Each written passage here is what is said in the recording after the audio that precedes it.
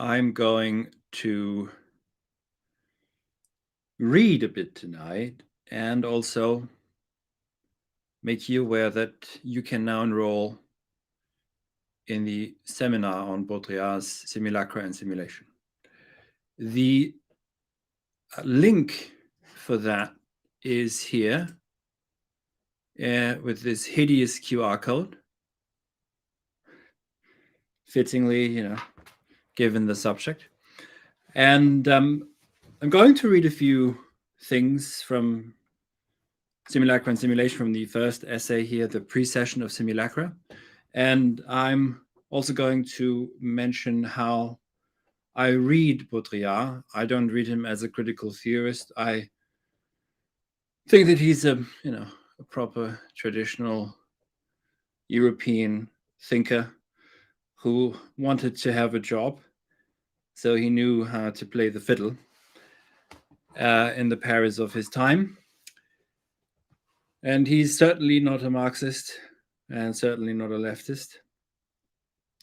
By the way, the most hideous bands of all time, U2 came to mind in preparing this. Do you know this song by them, Even Better Than the Real Thing? Maybe just as a hint at what U2 are up to. So on the 22nd and the 23rd of April, I will teach an intense weekend seminar on Baudrillard, enrollment for which is now open. If you have questions on, let's say, the technicalities of the seminar, just leave them in the chat and I will answer them. If you have a question on Baudrillard and on the theory, etc., those you can raise at the seminar when you enroll. So, Kevin, good evening, good morning, wherever you are. Yes, they really are a quite hideous band. Maybe also very briefly on Simulacra and Simulation, because it may sound so abstract. Here's one example. If, let's say, some sort of self-help guru tells you to be virtuous and, I don't know, brush your teeth or whatever they tell you. But to be virtuous simply for the sake of enacting the function of virtue for no higher goal than to, calm down your pre-revolutionary inclinations, then you have found yourself a postmodern sorcerer or who's a purveyor of simulacra. Virtue is only genuine virtue, or arete, as the Greeks would have had it, if it actually genuinely relates to tradition. And so I don't think that you can find this in Baudrillard, but there are many examples of simulacra and simulation, without going into too much detail now what they really are, floating around, and very often also I would think that they're quite unaware themselves that they might be more postmodern than they, and I mean, such purveyors of postmodern sorcery, they might not even be fully aware of that themselves. So there is in Baudrillard, I think that's also important. I'm going a bit all over the place as always. There's no script, as probably many of you know. By the way, I'm drinking whiskey. If anyone wants to join in, cheers. It's a Woodford Reserve from Kentucky. So again, to my American friends, there is in Baudrillard a collapse of the subject, something that already Heidegger foresees to be happening in technology, in Gestell. And the object takes over. Let's say objects of luxury consumption, for example. A film and also a book that's very helpful here is American Psycho. Here's a quote from the film. "My name is Patrick Bateman. I am 27 years old. I believe in taking care of myself and a balanced diet and a rigorous exercise routine. In the morning, if my face is a little puffy, I'll put on an ice pack while doing my stomach crunches. I can do 1,000 now. After I remove the ice pack, I use a deep pore cleanser lotion. In the shower, I use a water-activated gel cleanser. I don't even know what that is. Then a honey almond body scrub. And on the face, an exfoliating gel scrub. Then I apply a herb mint facial mask, which I leave on for 10 minutes while I prepare the rest of my routine. I always use an aftershave lotion with little or no alcohol because alcohol dries your face out and makes you look older. Then moisturizer, then anti-aging eye balm, followed by a fine moisturizing protective lotion. There is an idea of a Patrick Bateman, some kind of abstraction. There is no real me, only an entity, something illusory. And though I can hide my cold gaze, and you can shake my hand and feel flesh gripping yours, and maybe you can even sense our lifestyle, probably comparable, I am simply not there. So, yes, cheers to everyone who's here. Very good. And maybe alcohol is the solution. I don't know. So Americans, what we will be doing at the seminar is discuss some of these films, obviously The Matrix, and also the reasons why Baudrillard really disliked the films, or at least the first film. I think he will have been aware of, and also other films, for example, American Psycho, Network from 1976, film I highly recommend. I'm going to read something from, actually, maybe I should do this now, and also Natural Born Killers. Insofar as films are also a mode of procession. I know Mike is in the audience; he might disagree. Mike's writes a lot on cinema, but so that's something that we'll be discussing as well.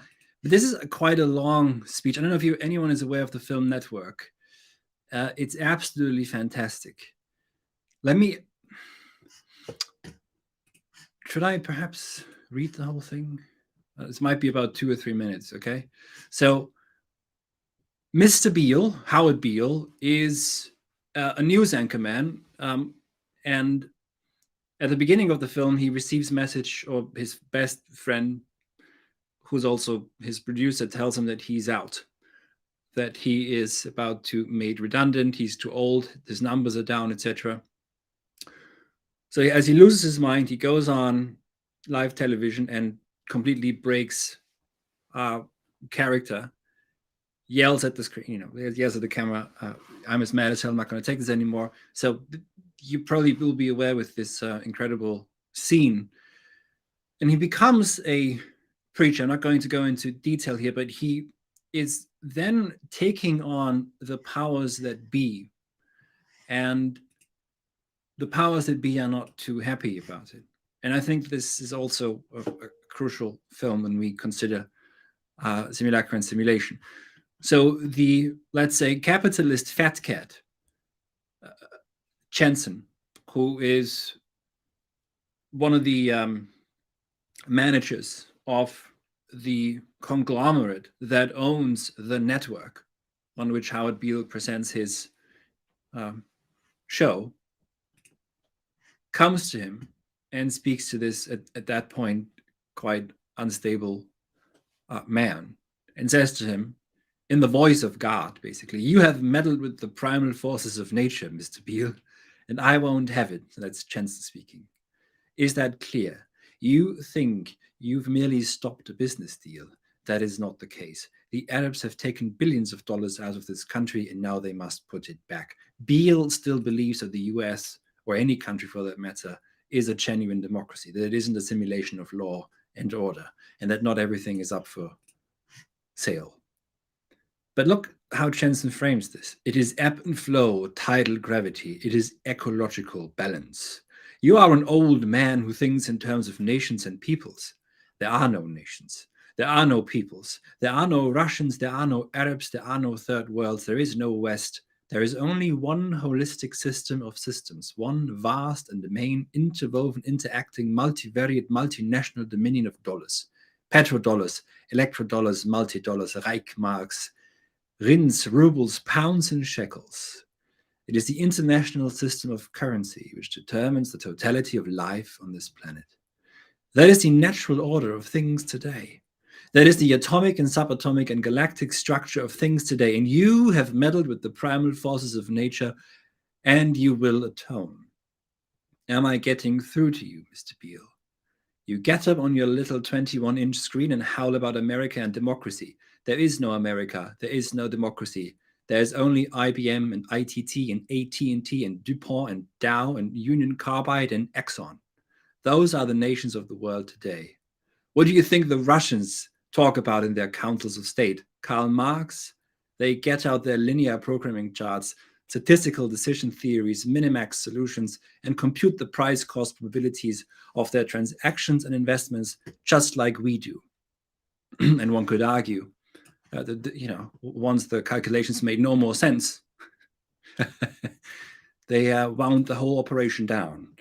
So Jensen continues, one more paragraph. We no longer live in a world of nations and ideologies, Mr. Beale. Very important. Not even ideologies. The world, and Baudrillard is in complete agreement with this, by the way, that even ideology is first level, first order simulation. So we no longer live in a world of nations and ideologies, Mr. Beale. The world is a college of corporations, inexorably determined by the immutable bylaws of business. The world is a business, Mr. Beale. It has been since man crawled out of the slime. And our children will live, Mr. Beale, to see that perfect world in which there's no war or famine, oppression or brutality. One vast and ecumenical holding company for whom all men will work to serve a common profit, in which all men will hold a share of stock, all necessities provided, all anxieties tranquilized, all boredom amused. And I have chosen you, Mr. Beale, to preach this evangel, this good message. This is a bit, well, okay, I'm not going to go into this now. I would also recommend anyone to read, E.M. Foster's The Machine Stops, a short story from about 100 years ago now. So these will be some of the films we'll be discussing. That I'm not going to read anything from the Natural Born Killers, but American Psycho and The Matrix, obviously, and also Network, I think, will be very helpful. We will be discussing what the precession of Simulacra, the orders of Simulacra are, so the first order, the second order, the third order. We'll discuss the 4 stages of simulation and the collapse of subjectivity, the collapse of objectivity. Even in some sense, what Baudrillard here describes, without saying this, of course, is that as we have a fetishization of consumer products, where we buy we buy labels. And the same is true, by the way, of course, also for universities, right?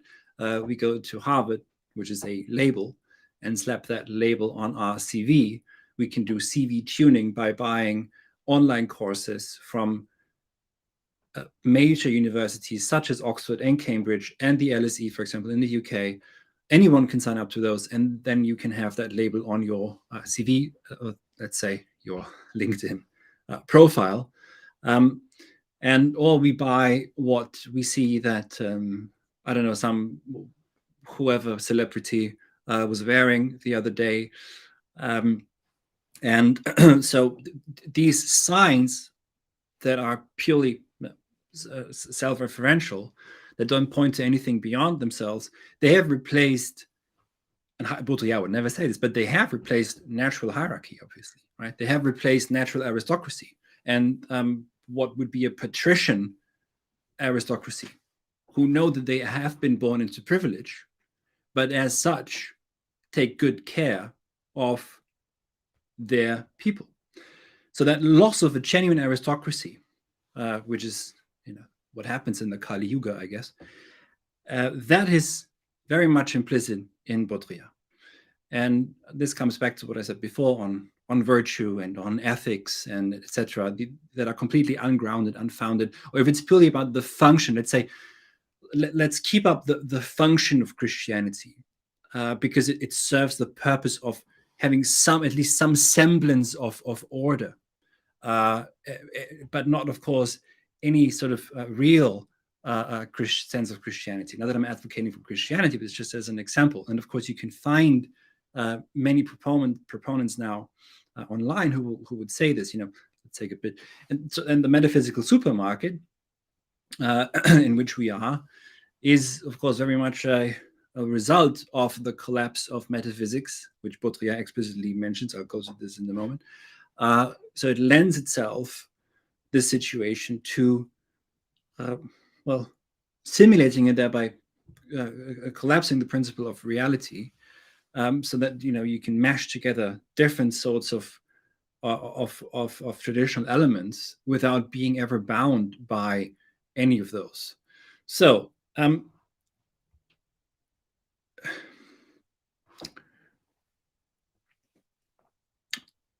cheers, by the way. We'll talk about what he means by code and the aggregate of value.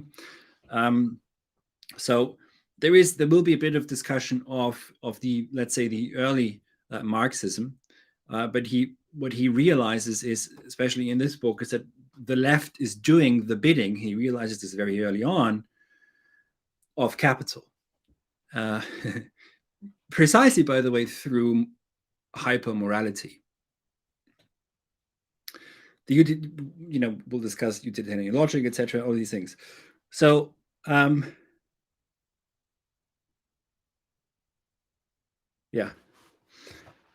let me maybe just now read a bit of Baudrillard so you can hear it. This is from... It is with an imperialism, he says, that present-day simulators attempt to make the real, all of the real, coincide with their models of simulation. But it is no longer a question of either maps or territories. Something has disappeared. The sovereign difference between one and the other that constituted the charm of abstraction. Because it is difference that constitutes the poetry of the map and the charm of the territory, the magic of the concept and the charm of the real. This imaginary of representation, which simultaneously culminates in and is engulfed by the cartographer's mad project of the ideal coextensivity of map and territory, disappears in the simulation, whose operation is nuclear and genetic, no longer at all specular or discursive. It is all of a metaphysics that is lost. I think that's here the most crucial remark by Baudrillard very early on in this first chapter or first essay, in the procession of simulacra. I'll say it again. It is all of a metaphysics that is lost. No more mirror of being and appearances. By the way, the reason for phenomenology, for those of you who just went through Heidegger with me, is that they already see that the collapse of metaphysics, I think, it's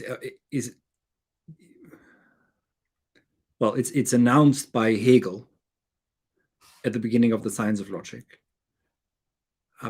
and it leads to a relapse into, after Kant's critique of metaphysics, into some sort of almost an hinterworld metaphysics, as you find in someone like Schopenhauer, where he thinks that the world is will. And he explicitly says, I have found the key to the riddle of the world. And Nietzsche's will to power, which is not to be conflated with Schopenhauer, but it would still assume some sort of ultimate reality, as chaotic as it may be, that at least holds up everything. In Hegel already, we're in a completely different, there's no foundationalism, etc. in Hegel, bit of a different story. But in phenomenology, we also find, so Husserl and Heidegger, we find attempts at safeguarding and saving the appearances in a post-metaphysical time. where, in a complete simplification of everything, of course, the realm of the forms has collapsed and disappeared. And by the way, to a certain degree, the attacks by structuralism on language are as old as philosophy itself. So we will discuss this also. We have to get into Plato's cave, and which is an early example of a simulation, if not even a simulacrum. Right. Okay. No more mirror of being and appearances, of the real and its concept. No more imaginary coextensivity. It is genetic miniaturization that is the dimension of simulation. The real is produced from miniaturized cells, matrices, and memory banks, models of control. And it can be reproduced an indefinite number of times from these.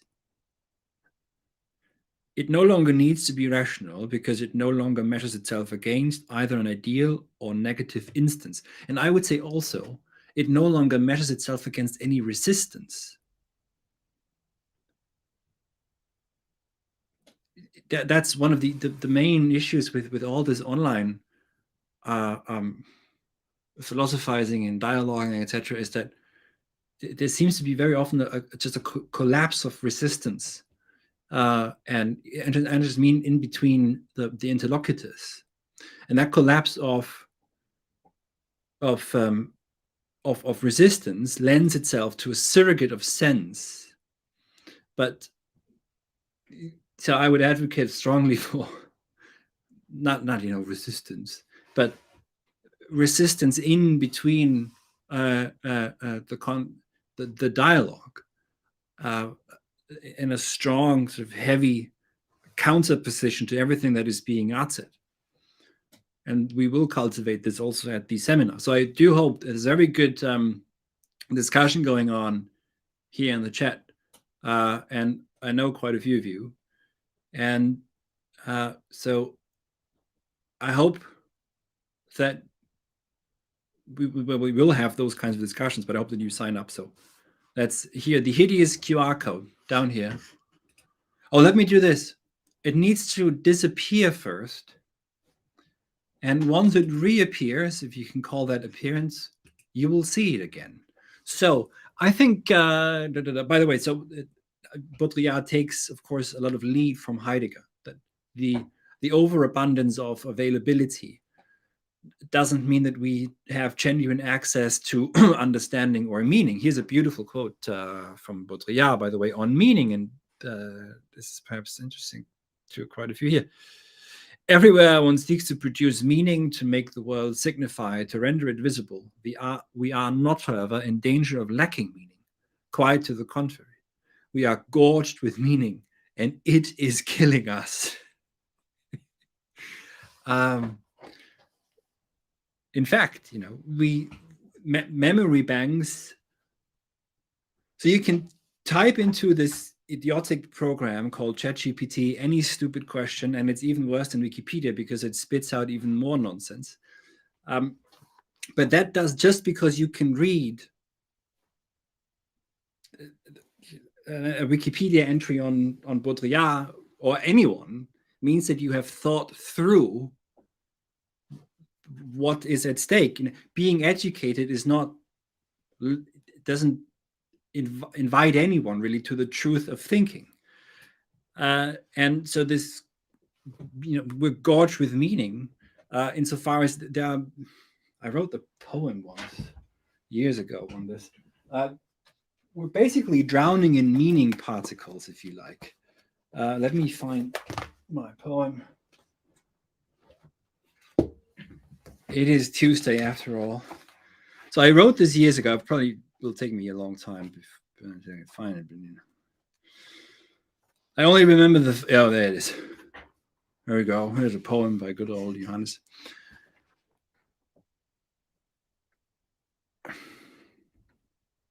Modern man is a meaning-making machine, merciless to be sure, in his wastage of language and consumption of meaning. Feasting on history, modern man devours all that was. The tar that fills his lungs is the black, shallow emptiness of the categorized, pigeonholed, filed, documented, stocked, formatted past. This will leave him breathless. We are drowning in the millions upon gazillions of plastic receptacles of meaning forms we go shopping for every day in the metaphysical supermarket. We are surrounded by eternalized noise. We're drowning in this drowned out or screaming inner torment. We turn up the volume. We speed up the intensity. The whole world fearing and trembling and dancing. Modern man is an all-seeing machine. Nothing remains hidden to his shrouded eye. Blind and numb to the silent call, his ears are in shackles. The shadowy flame burns too bright. I wrote this in 2015. So, well,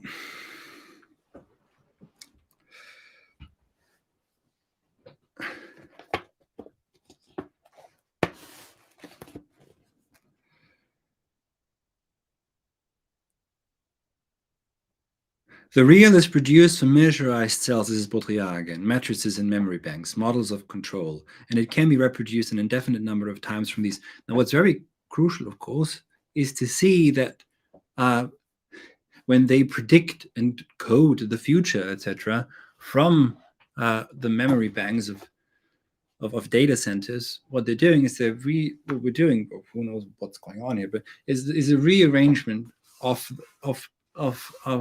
abstractions of the past, and that suffocates the future. I mean, if you think back, maybe now is the time, to look at this without becoming completely outraged. But we lived through about 2 years where computer simulations and models predicted the future, and hundreds of thousands of people were going to die every single day or every second, of course, and not much of that came to pass.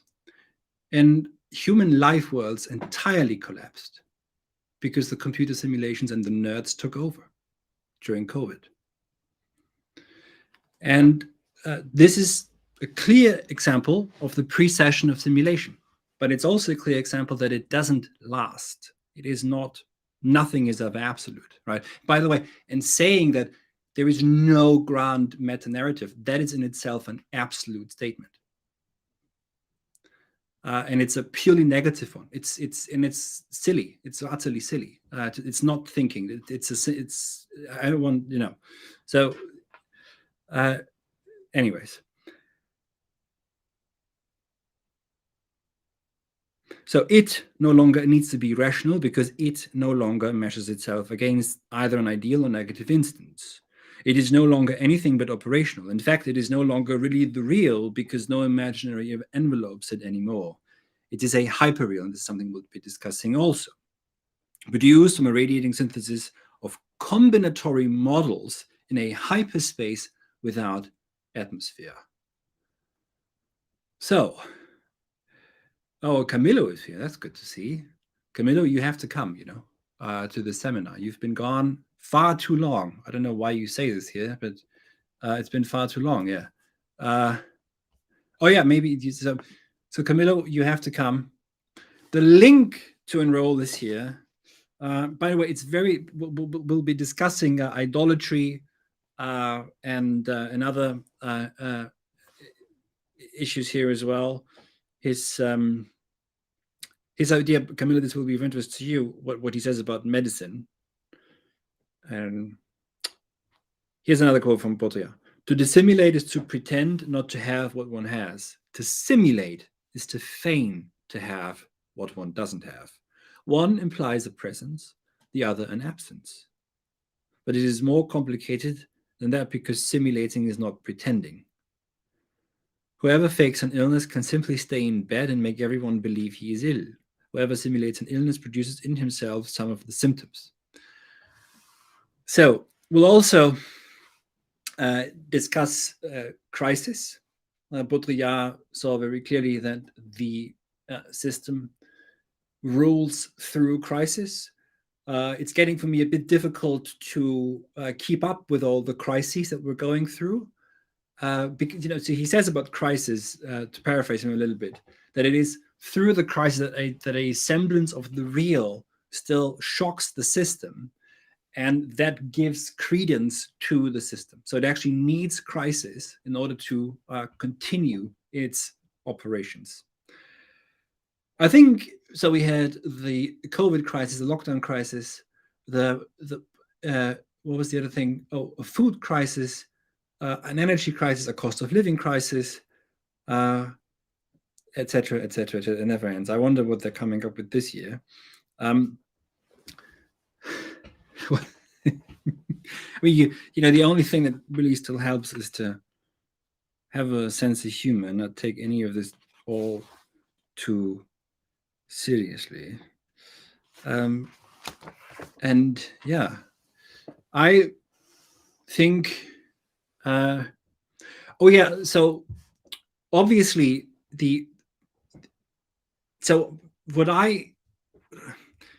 because someone just asked this question, and Steve, I have to just laugh because he said bring back the meta crisis. I'll say two things. So Miss Fernell Dali says, would you say that a state of disassociation is linked to the hyperreal? So yes, we will be discussing alienation. Yeah. Not only in Marxist terms, also in Marxist terms, of course. And disassociation is very much a, that will be a point of discussion. What Steve just here says here, the meta crisis. I once jokingly said there will be a meta crisis. This is in 2019 when I started putting stuff out on the internet, and inevitably, you see other people put out, and I'm just relentlessly, ridiculously old school. Who I don't know what most people are talking about. And what just struck me was this extreme technocratic language that was being used to address crisis. As if it were just a prop. Oh, there's the meta level, and we just go to the meta level, and on the meta level, we'll just solve all these problems in the a priori blueprint of the world. And then, so okay, well, why don't you go work for the WEF if that's what you think is going on? And of course, inevitably, all of this completely collapsed and has run its course, and very quickly does so because it's unsustainable. Inherently unsustainable because it's inherently fake. And well, so there is a talk that you can find on my channel, which is the meta crisis of the meta crisis.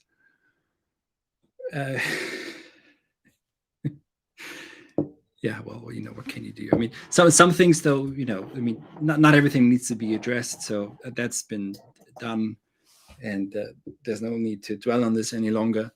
But I think what simulacra and simulation ultimately, what all of this AI will lead to, is quite unforeseen. So I predict. That's a very interesting word, isn't it? To predict something, to predictate.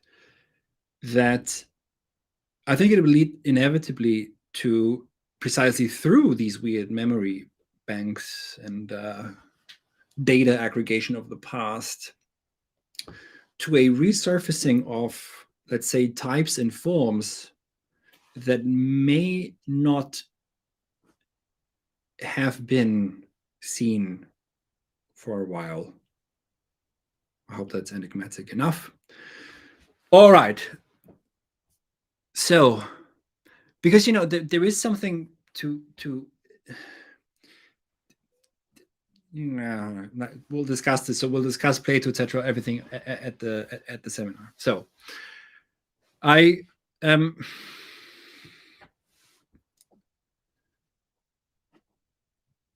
so I hope that Camilo, that you come, Kevin, of course, Steve, of course, Dali, of course. I don't know the others. Oh no, Mike, I know. Sorry, Max Macken, Dr. Simkin, of course, as well. Can't scroll through all this now.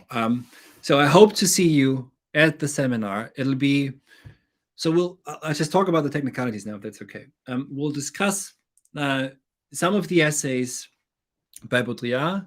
Let me just mention briefly what we will be reading. So we'll be reading the precession of Simulacra. We'll be reading Hypermarket and Hypercommodity, Simulacra and Science Fiction, and Absolute Advertising.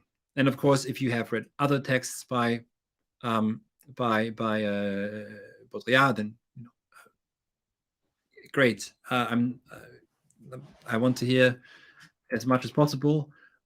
If you're very critical of Baudrillard, you should come. If you think that Baudrillard gets everything right, you should come and be able to defend it, what you say. And I will not. I'm not a preacher of Baudrillardism, if that even is a thing. But instead, I think that there's a lot to be learned from him. He continues the Heideggerian project on technology, but he doesn't have the, which is unfortunate for him. He doesn't have the foundations that Heidegger, for example, has. And I would, by the way, just briefly, I pointed this out in my book on Heidegger as well, that Heidegger sees, for example, a very early simulacra in language.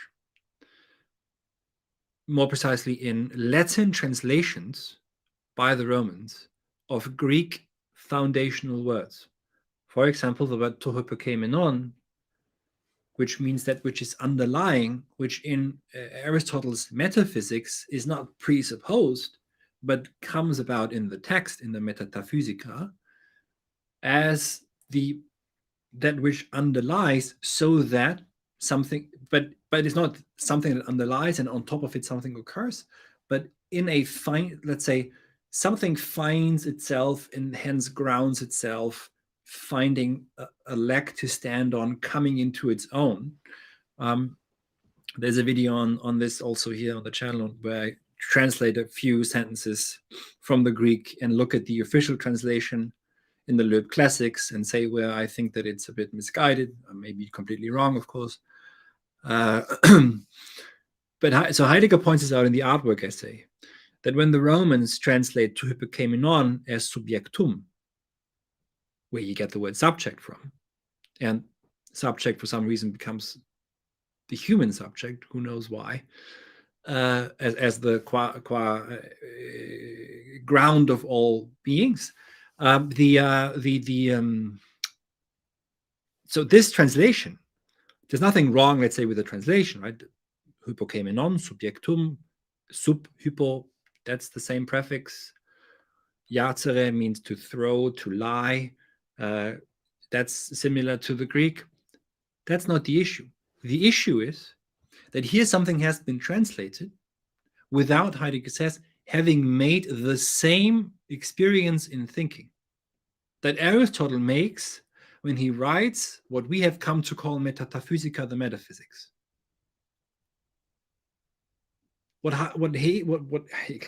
Aristotle has to write on, has to think through, and hence says the word hypokemenon, because that word articulates what he's getting at, right?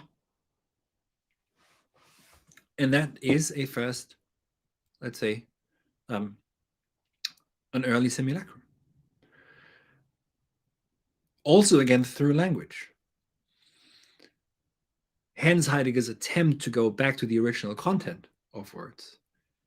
And yeah, so we don't need digital technology. That's maybe also something that we need to, there's no need for film, etc. Icons in churches, those can be examples of simulations or simulacra. There's this incredible passage in here where he talks about God and the fear of where is it? The fear of the monotheists, that they will be found out that there is no God. And hence they have to prohibit, they have to forbid all all icons, all images of God. So we'll be discussing all of this from all angles. Everyone is welcome, left, right, up, down, yellow, purple, green, blue, whatever you are. There are no preferences or anything. As long as you are willing to withstand that someone may have a radically different view from you. And that's something we have to also learn. We are the generation that is not completely destroyed like the youngest ones, who, 1 week they're this, the next week they're that, and then it's this profile picture, etc., and that avatar. We have to figure out, not some people from the last century who may still be alive. We have to figure out, our generation and the younger ones, born now 10 years ago, 20 years ago, 5 years ago, in my case 20 years ago, of course. We have to figure out what this means, and we have to figure out, also, of course, in dialogue with the elderly, but they cannot decide what this is. That's for us to decide. And that's, to me, is very important, that we do not let anyone of a generation who will not have to live through this for the rest of their lives in that intensity as we have to, decide or have discursive authority over this. So we should have that. Our generation should have that. So I implore you all now to sign up. Let me do this. Here is the link. Here is the link to enroll.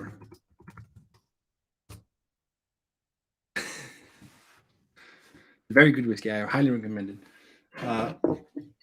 Kentucky. So, don't know what he means by hyper real, but I can tell you that's a damn real good whiskey. So this is the link to enroll. And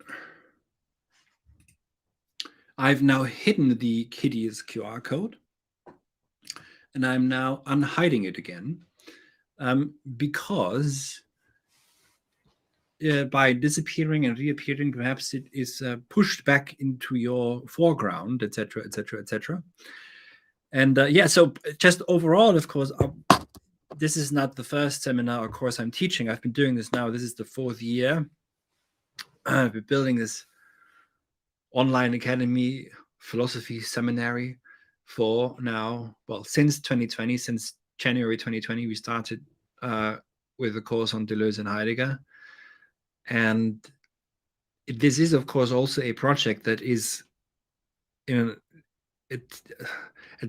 where I'm attempting to find out what the hell is going on. And I can promise you this, the discussions will be intense.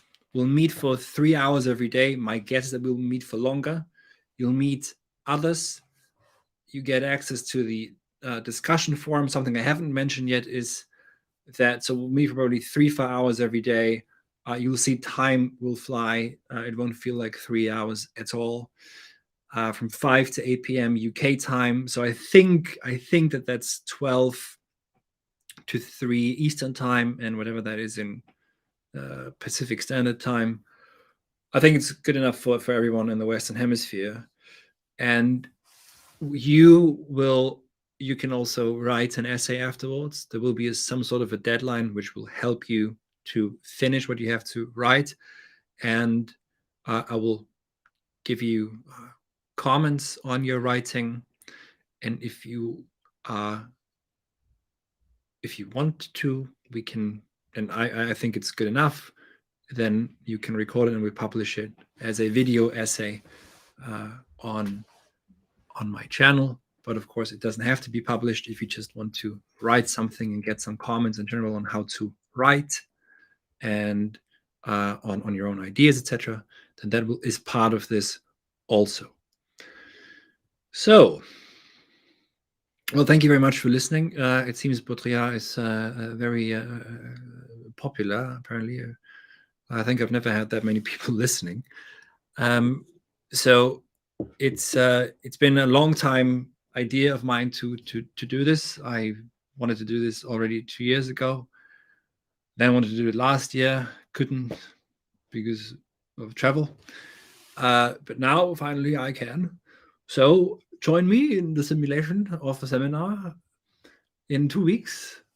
And yeah, so obviously there will be breakout sessions for anyone who's new to this. So you will get to meet the others, and usually it leads to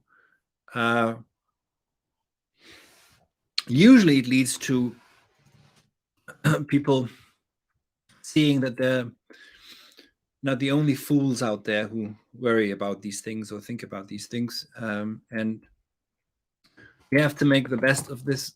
And it while it in some sense unplaces, what's the word for that? I don't know, dislodges us or unseats us from where we are or uproots us, it also, I think, can root us again in a weird way. But yeah, and the best part for me teaching the course is that I get to, well, so the reading just changes when you read something for a course. I have to make sure that I really try and understand it and try and read it in every direction that's possible. Every single time when we have a discussion, someone asks a question on a specific passage, it prompts me to try and understand it again and anew. And the what to me is incredible is what's coming out of people who have very often no academic background in philosophy, sometimes even no academic background at all. And because the overall project that I pursue is the project of higher Bildung, through which we can find foundations for what it means to be human in our time, as I think the institutions really are not either willing or capable of doing this anymore. To quote a good friend of mine who's a professor about to retire, I won't mention any names, he recently said to me that universities will increasingly optimize for bureaucratic types and the creative types will go somewhere else. So take it from the horse's mouth with a flash. But yeah, so anyways, I'll see you. And